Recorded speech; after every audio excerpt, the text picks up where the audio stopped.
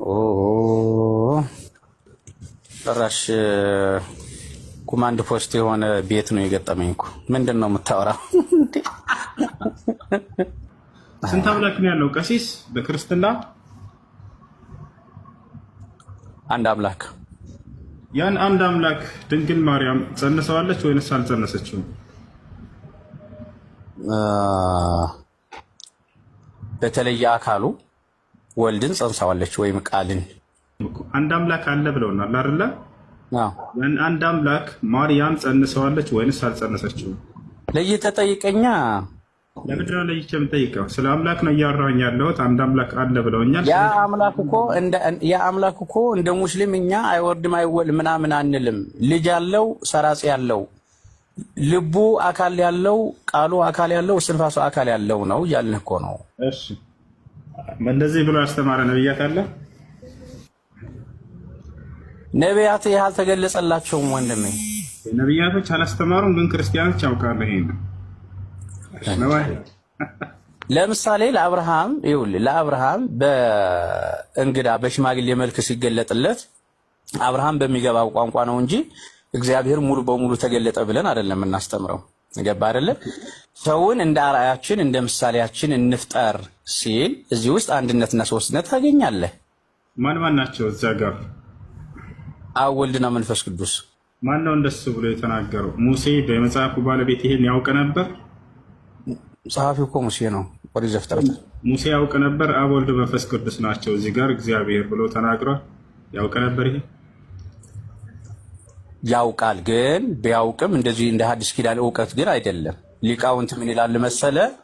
አብና ወልድ መንፈስ ቅዱስን ይኸውልህ በአካል አንድ በመለኮት ሶስት ሆነው አካላዊ ቃል ኢየሱስ ክርስቶስ ከድንግል ማርያም ከመወለዱ በፊት የአምላክ ራሱን ለወዳጆቹ ለነ አብርሃም እንዳልኩ ነበር ወይ ቀሲስ? ሙሴ የመጽሐፉ ባለቤት ታስወራም እንዴ ወንድሜ? እንዴ ሰው እያወራ እኮ በጥልቅ አይገባም። አሁን እኮ ዝም እያልኩህ ነው። ይኸው እያስቆምከኝ ነው እንዳትለኝ፣ እኔ ዝም እያልኩህ ነው። መች ዝም አልከኝ? ሳልጨርስ ገና ጥያቄውን መልሰው። ሙሴ የመጽሐፉ ባለቤት ኦሪት ዘፍጥረት ላይ እግዚአብሔር ሲባል ጊዜ በመለኮት አንድ በአካል ሶስት ናቸው እነርሱም አብ ወልድ መንፈስ ቅዱስ ናቸው ብሎ ተናግሯል ወይ? አብ ወልድ መንፈስ ቅዱስ አላለም። አመሰግናለሁ። እግዚአብሔር እኔ ለኃጢአታችሁ ስርየት የኢየሱስ ክርስቶስን ደም እፈልጋለሁ ብሎ የተናገረበት አንድ ቦታ አለ? የለም ወንድሜ። የለም የምትለውን ሀሳብ እያመጣህ መጠየቅ የለብህም። መጽሐፍ ቅዱስ አንብብ። እንደኔ እየነገርኩህ ነው። አሳየዋ። ሚስጥር ነው ወይ? አሳየው፣ ንገረዋ። እሺ እንደዛ ምን የለም። ሁለተኛ ምንድነው ያለው? አሁን ኢየሱስ ክርስቶስ የመጣበት ዓላማ ምንድነው? እስኪ ንገሩን። እስኪ ቀሲስ እኔ እናንተን ለማዳን ሰውን ለማዳን በአርአያውና በአምሳሉ የተፈጠረ ሰው በዲያብሎስ ቁጥጥር ስር ስለሆነ ሰውን የሚያድን ሌላ ስለሌለ አምላክ ሰው ሆነ። እሺ አምላክ ሰው ሆነ። ሰው ምንድነው? ከበደ አይደል? ይችላል። አምላክ ሰው መሆን ይችላል።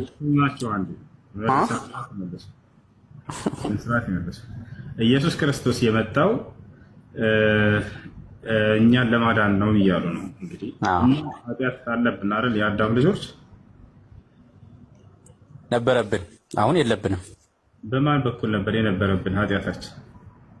በአባታችን አዳም ነው። በአዳምና በሔዋን በአዳምና በሔዋን ምክንያት የመጣውን ኃጢአት ሊያስተሰርይ ነው የመጣው ኢየሱስ ክርስቶስ አይደለም? ያ ማለት ኃጢአት ልክ እንደ ደም እየተቀዳ ይመጣል ማለት ሳይሆን አዳም በሰራው በደል ከገነት እንድንባረር ሆንን ነው። ቅጣት ደረሰብን። እሺ ኢየሱስ ክርስቶስ ስለዚህ ስለ አዳም ኃጢአትና ስለሰራው ኃጢአት ጉዳይ ምናምን ተናግሯል መጽሐፍ ቅዱስ ላይ?